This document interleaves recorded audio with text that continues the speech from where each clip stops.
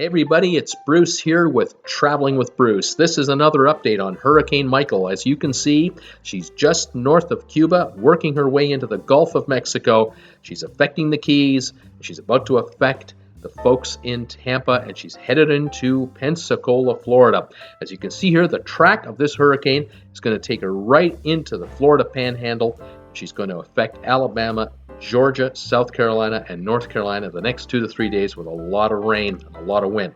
A number of ships are working their way back into the Gulf of Mexico, in particular this port, the Port of Tampa. There are 2 ships working their way into the Port of Tampa right now. The first one is the Majesty of the Seas. The second is Brilliance of the Seas.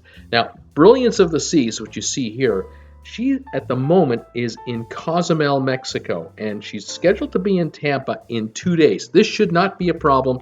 The hurricane should be past this area by then, and she'll come into Tampa behind the hurricane. The other ship that's going to be tackling the Tampa area is called the Majesty of the Seas. Here she is. This ship right now is just north of the Keys, and she is in effect parallel to the hurricane, but off to the east.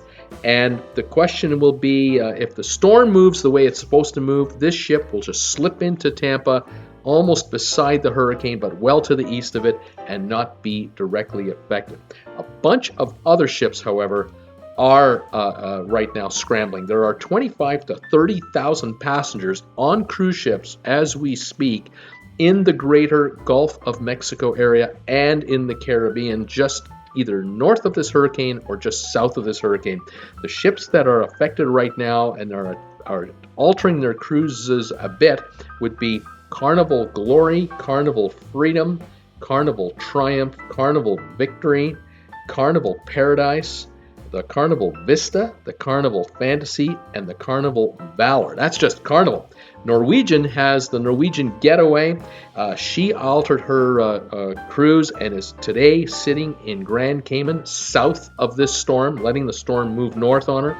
And the Royal Caribbean Liberty of the Seas has been hanging out in the Western Caribbean, or Western Gulf of Mexico, I should say, avoiding the entire episode, waiting for the hurricane to pass to her north before she scoots south and resumes her itinerary. So cruise lines are experts at avoiding hurricanes. They know where these hurricanes are going. They have their radar and guidance systems, and they have their meteorologists at their home offices.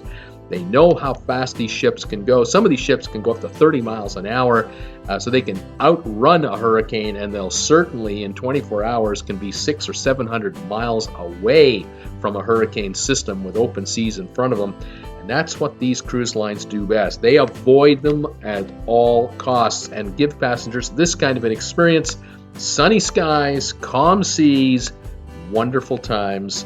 And that way the cruise line makes a lot of money because the passengers are having a wonderful time forgetting about all their problems at home and not having to worry about dealing with a hurricane. So there you go. The next 24 to 36 hours, this hurricane will hit Florida. Here she is one more time, moving up now into the Gulf of Mexico. Join me at 5 o'clock Eastern Time every day, Monday to Friday, 2 o'clock on Saturdays. I talk cruise ships every day, and I'll be updating everyone on the progress of this storm and any other news on the cruise ship world. I look forward to seeing you then. Please subscribe and take care, everybody. Bye for now.